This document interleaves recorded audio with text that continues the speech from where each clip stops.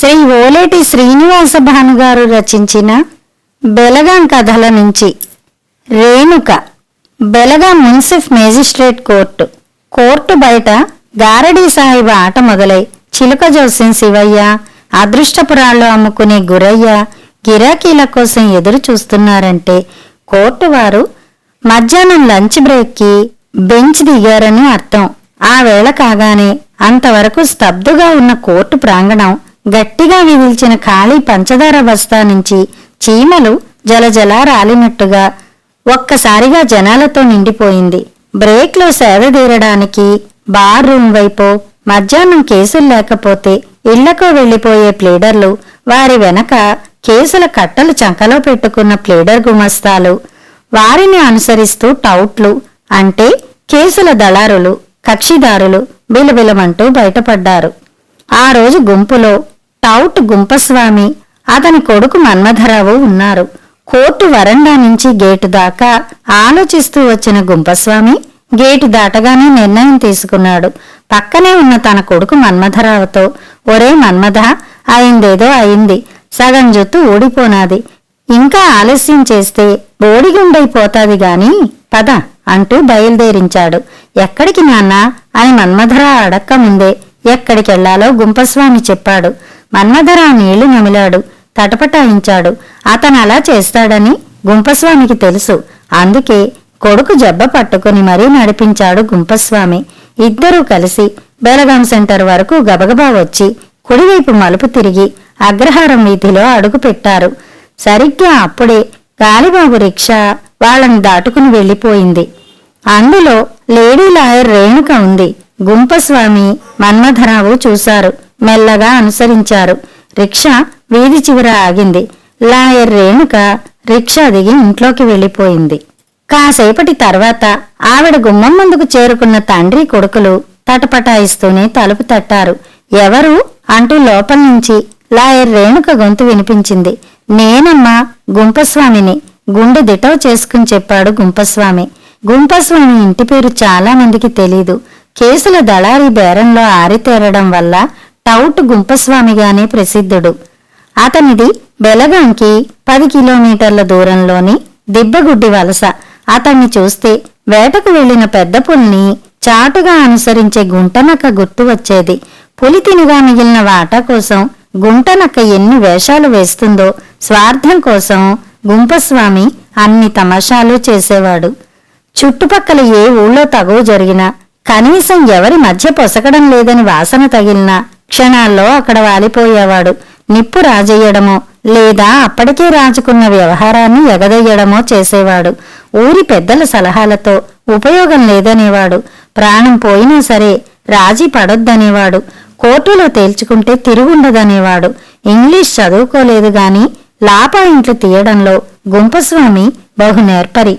ఆస్తి పంపకాల గొడవలు, మగనాలి తగువులు, పొలంగట్ల వివాదాలు, ప్రోనోట్ల ఎగవేతల్లాంటి సివిల్ కేసులు మొదలుకొని దోపిడీలు, దొంగతనాలు, ఖూనీలు, కొట్లాటలు లాంటి క్రిమినల్ వ్యవహారాల దాకా బెలగాంలో ఏ ప్లేడర్ ఎందులో నిపుణుడో గుంపస్వామికి బాగా తెలుసు.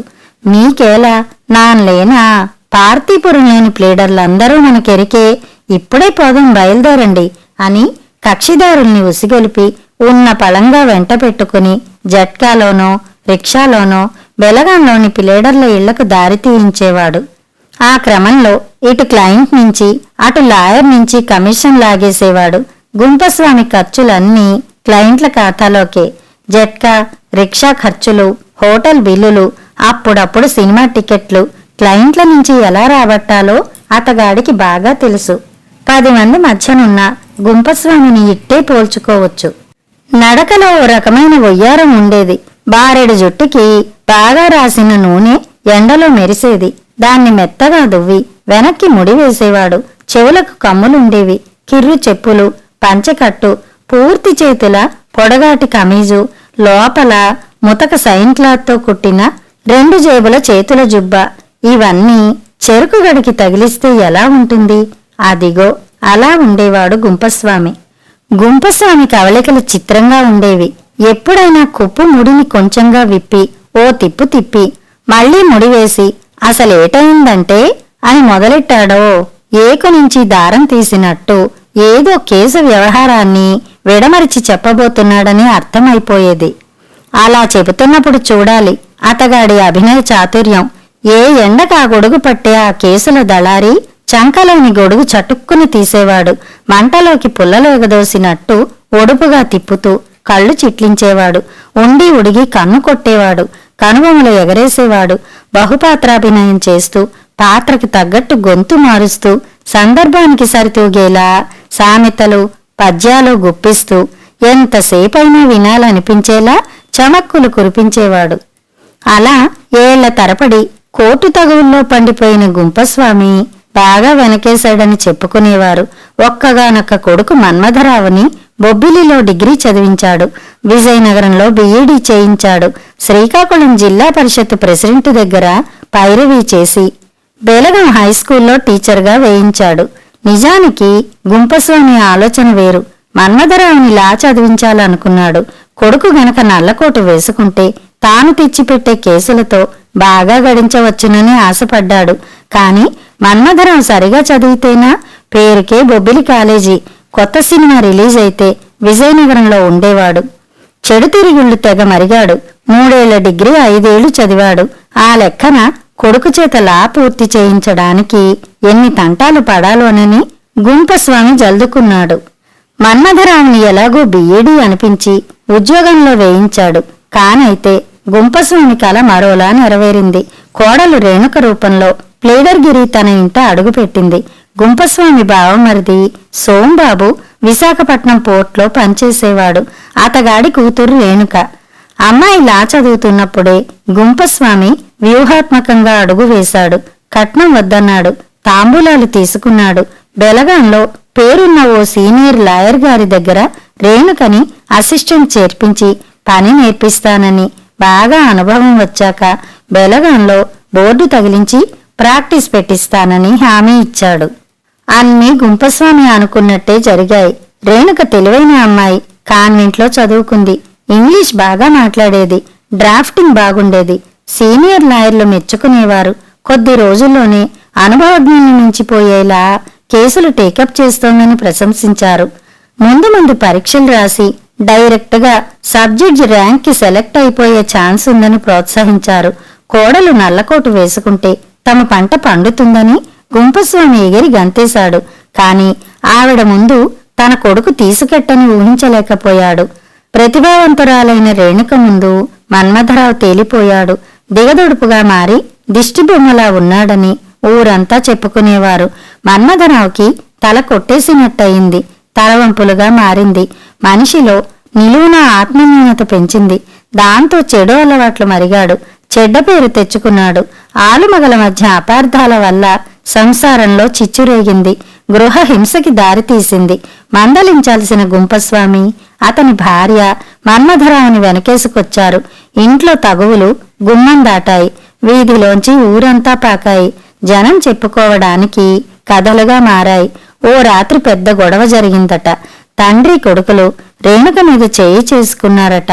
అమ్మాయి తల్లిదండ్రులు వచ్చి విశాఖపట్నం తీసుకుపోతాను రమ్మన్నారట. రేణుక రానుందట. బెలగాంలోనే ఉంటానని బోధపరిచి అమ్మను నాన్నను తనకు అండగా ఉండమని చెప్పి అత్తింటి భరతం పట్టడానికి సిద్ధపడిందట. ఇవి కట్టుకథలు కావని తేలిపోయింది. రేణుక బెలగాం సంజీవి కాలనీ నుంచి అగ్రహారం వీధిలో ఓ ఇంటికి మారింది. చూస్తుండగానే అత్తవారింటిని పీకి పందిరి వేసింది. గుంపస్వామికి కళ్ళు బైర్లు కమ్మాయి. ఎందరినో బోనువైపు నడిపించిన అతగాడికి బోను తాలూకు పొడవు వెడల్పులు తెలిసొచ్చాయి. లాయర్ రేణుక సెక్షన్ల వారీగా పెట్టిన క్రిమినల్, సివిల్ కేసులు తమ ఇంటిల్లిపాదికి ముచ్చెమటలు పట్టించాయి. జైలు, బెయిళ్లు, వాయిదాలు, హియరింగులు అంటూ 30 తిప్పలు పెట్టి 3 చెరువులు నీళ్లు తాగించాయి. గుంపస్వామికి తత్వం బోధపడింది. రాజీ చేసుకుందామన్నాడు. కొడుకుని తీసుకుని తిన్నగా లాయర్ రేణుక ఇంటి తలుపు తట్టాడు. తలుపు తెరుచుకుంది. ఎదురుగా రేణుక తండ్రి సోంబాబు. ఎవరు మీరు అన్నట్టు చూశాడు. గుంపస్వామి గతుక్కుమన్నాడు. వెంటనే సర్దుకుని మరేటి నేదు బావా, కోడలితో కొంచెం మాట్లాడాలి అన్నాడు. తలుపులు దడేల్మని మూసుకున్నాయి. లాయర్ గారు మాట్లాడేది ఇక్కడ కాదు, కోర్టులోనే. వాటి వెనక నుంచి సోంబాబు గొంతు నిక్కచ్చిగా వినిపించింది.